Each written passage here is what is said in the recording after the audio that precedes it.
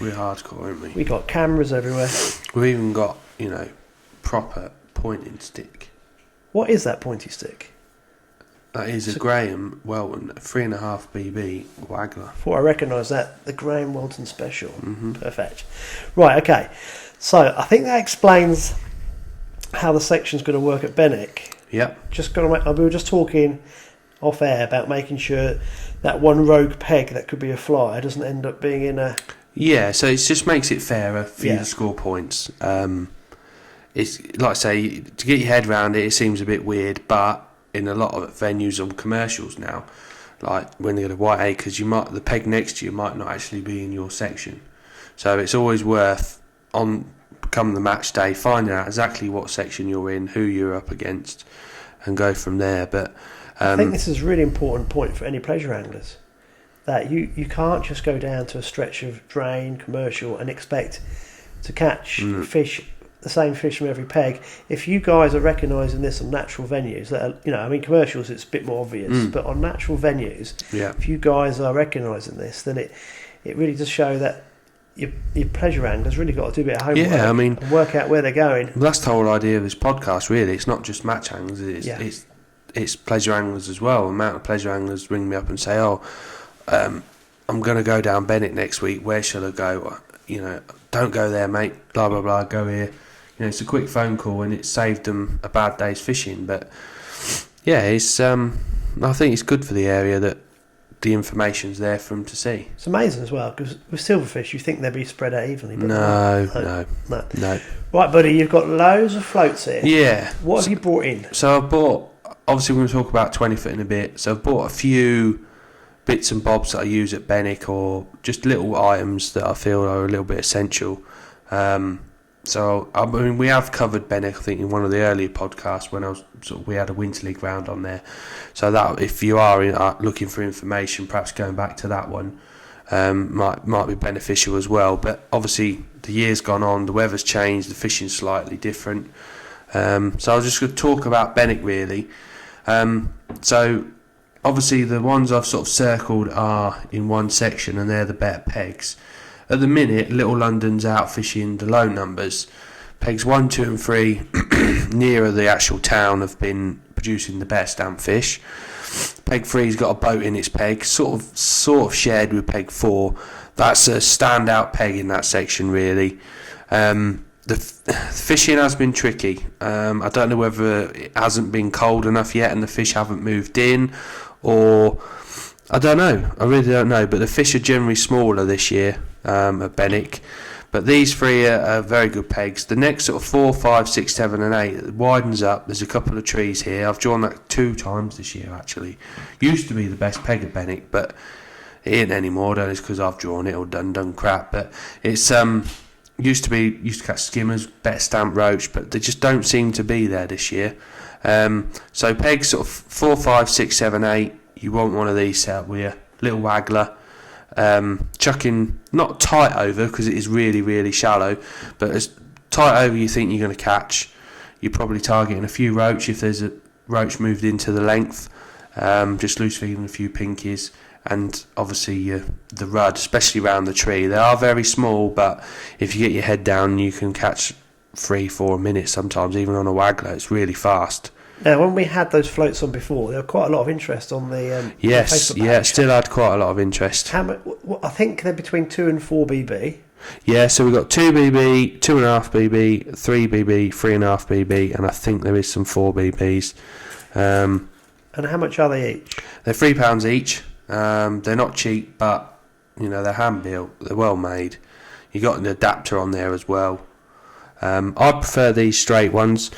Graham also does some insert ones. He does loaded, he does whatever you want, but for me the straight ones just fish quicker, and I just find they sit better in the skim as well. Yeah, I can see in shallow water. I can see those being really effective. Yeah, Maxima main line. Yeah. Do you still use a fairy liquid on it? Yeah, or nowadays is sort of line sink, just a quick spray on your spool. You can just chuck out, hits the water, flick your rod, and your line's sunk, and it just fishes nice. So. I mean, it's not just Benwick, even as odd pegs at March, you'll perhaps need these later on in the match, but that's an essential item really for all of Benwick.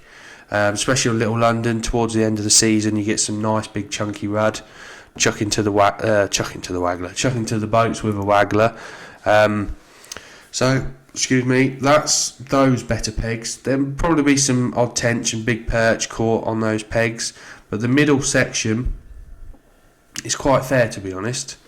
A couple of big fish could swing the section, but other than that, you're just getting your head down, fishing for small fish. There may be a few little rudd and bleak about, and I've just bought a selection of floats which are made by Sensors. Stick those floats in front of the map where you're going to use them, Alex. Yeah. So just about this area just keep here. them there.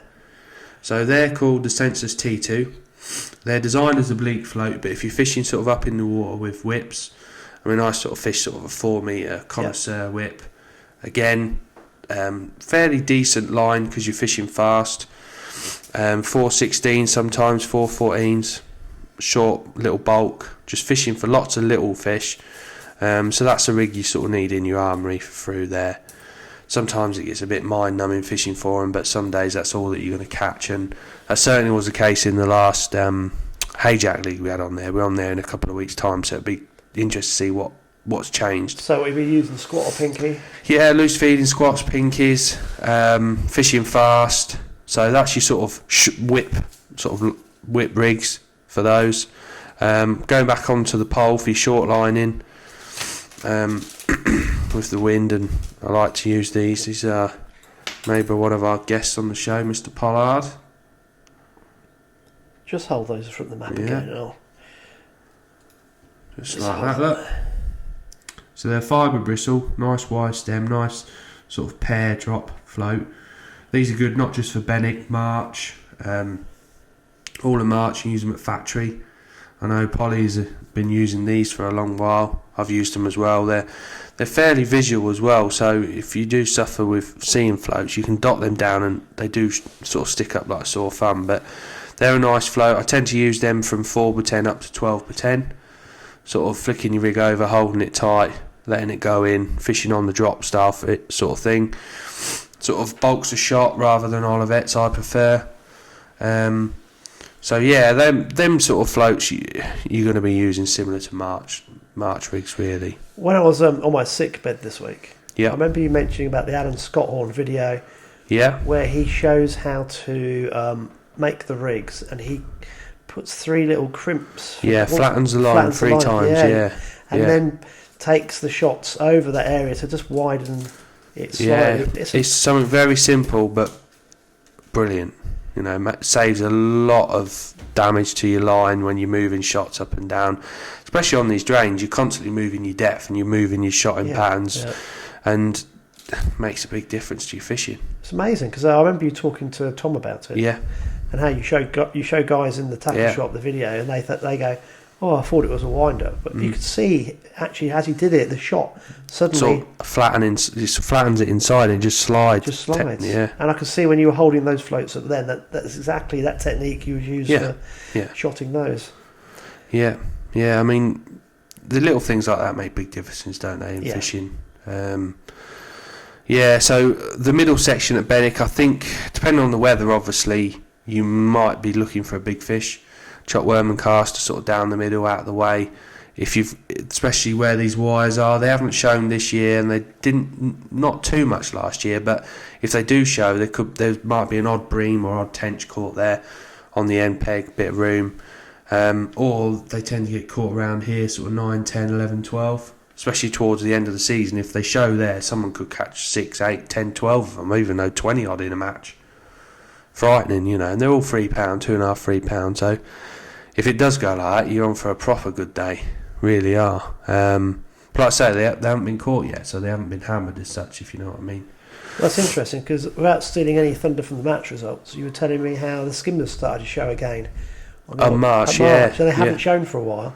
Yeah. I think it's strange. I think there was an odd skimmer caught when it was flowing. Everyone seems to think that the skimmers are feeding when it flows, but it's the opposite way around this year. There's been more skimmers fed when there's been no flow or little flow than... So those bream at Benwick could be there, just haven't got on the feed. I think them bream, them bream have definitely been at Benwick. I mean, I remember this time last year, we was all really struggling to catch anything for 3-4 hours, and we had to walk up to the bridge here, and Jincley, and you could see 5-6 bream just sat there under the bridge.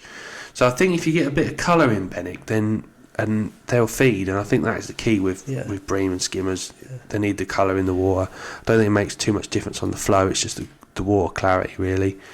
So Benwick hopefully will be good again this year, because it's a proper little match length. But what I will say, because the weather has been so bad, I mean, everyone parks in this car park, so your cars are nice and safe. You got the hard standing track up to about 12-13. Then after that, it's an absolute mission, and I mean a mission and a half.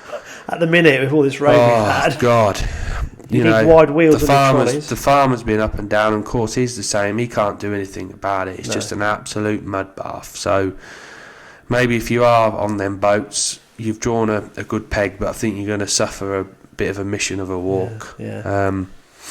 But yeah, I mean, that's pretty much Benwick covered. I mean, the drains are all very similar, and like I say, we have done lots of videos before, and you don't want to keep repeating yourself too much. And no, it's good, because with our fantastic IT skills.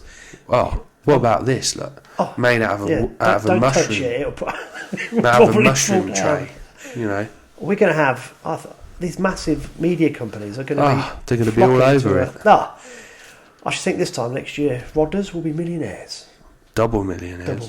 Yeah. Right, okay, let's move on to the 20-foot.